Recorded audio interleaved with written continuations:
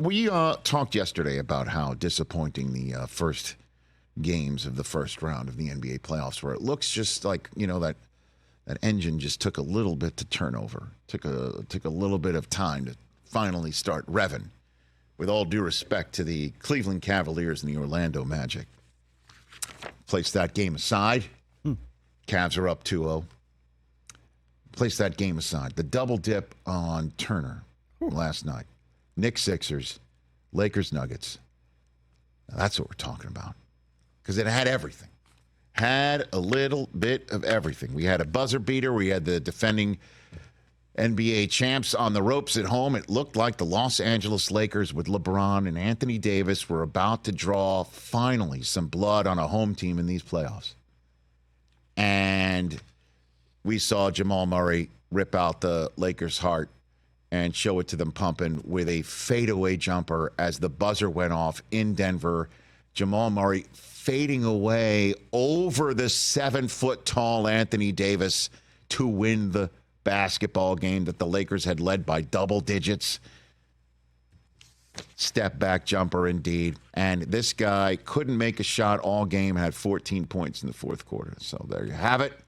And believe it or not, the stat that we have at the bottom of our Roku channel feed, first game-winning buzzer beater in the playoff history of the Denver Nuggets. Oh. How about them apples on that front? And that was after the Sixers and the Knicks had at it in Madison Square Garden, and the Knicks pulled a Reggie Miller on somebody else in that building for a change, where it looked like a multiple possession lead for the opponent was going to hold up, and some craziness on an inbounds play led to back-to-back threes, and suddenly the game flipped in a matter of seconds.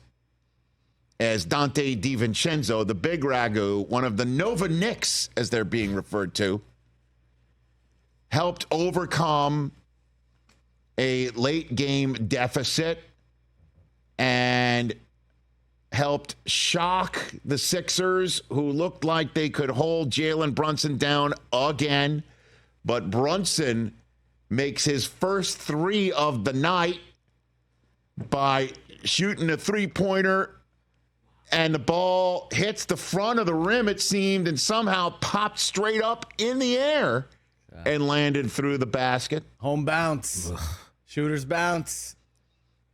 Hey, at least it was only one hop this time, TJ, not like Kawhi over Embiid back in the day. Yikes.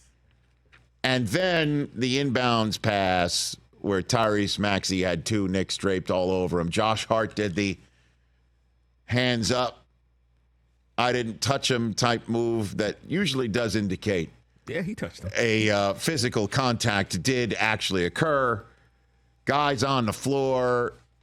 It's wild how either A, that wasn't a foul, B, it wasn't a travel on Maxey, because if he goes down, and isn't that a travel? Or C, there wasn't a timeout awarded to him, because it seems like a bunch of Sixers, including the head coach, made the international symbol of timeout. Yeah. It wasn't awarded. And DiVincenzo launches a three and misses. Isaiah Hartenstein comes up with one of the million offensive rebounds the Knicks have gotten through the first two games of this series. On the floor, gets it to OG Anunoby, who gets it to DiVincenzo at the top of the arc, and that one was dead solid perfect. Sixers had one last shot at it. Hartenstein with a huge block on Maxey. Yeah. And it wound up in the hands of Embiid, who I thought was going to jar that three, but it went off the back of the iron, and the Knicks survive by going up 2-0 with two of, I think, Brunson's worst back-to-back games of the year. And the action was intense, surpassed only by some post-game press conference gems. Starting with LeBron, who thought he was fouled going to the basket. to put the Lakers up 2, didn't get an and 1. Even if he did make the free throw, though, Murray's 2 would have just put them up by 1 to win it as opposed to win it by 2. But that said, LeBron did miss a 3 prior to Murray getting the ball and winning the basketball game with the first ever buzzer beater in Denver Nuggets playoff history. But that did not deter LeBron, who was not just focused on not getting his own call after the game. I don't understand what's going on in the replay center, to be honest. I think I said it this year or last year, whatever. D'Lo clearly gets hit in the face on a drive. What the fuck do we have a replay center if it's going to go? It doesn't make sense to me. It makes no sense to me. It bothers me. I'm sorry I didn't answer your question, but that is like. And then I just saw what happened with the Sixers Knicks game too. What are we doing?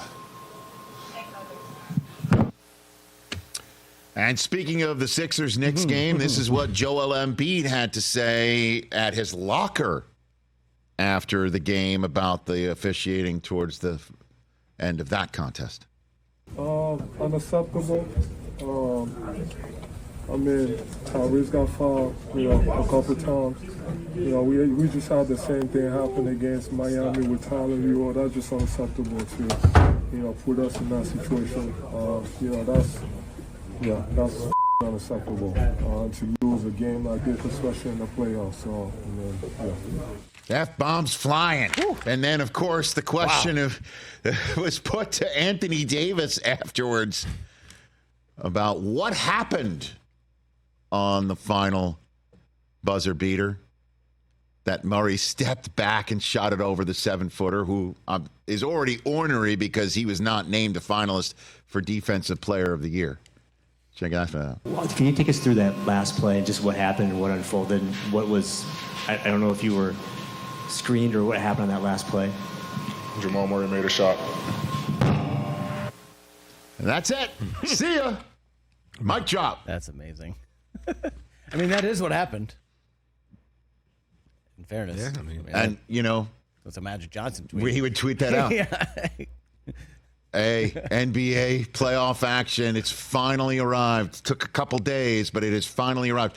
Just in terms of LeBron talking about what the replay center is up to. Oh, Magic just tweeted 2 minutes ago. Well, here's the deal.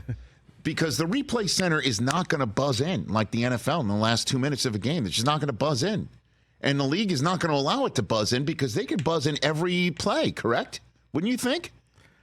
Wouldn't you think? It's like holding in the NFL. I totally get less than NFL holding. Hey, but yeah. TJ, I totally get you as a Sixer fan would have major issues with the way that ended. But, however, okay. But as we talked about before the show, I'm not blaming that. No. Hey, the Sixers gave up that lead. Lowry missed a free throw. He could have been up 6. And then with that trip down the court for the Knicks. Inbound passing, something that a veteran point guard should never have done. I mean, I'm not going to put that on. Because the Sixers are all. Well, part of the reason why Brunson isn't having a very good first 2 games is they are all over him the minute that minute they inbounds from the Knicks' own end line. Yeah, it's 40 minutes of hell that they're giving him. Similar to, what I'm saying, a full court press. Yeah. Little Arkansas Razorback back in the day. Seriously, like they're all over him. And you could call foul everywhere.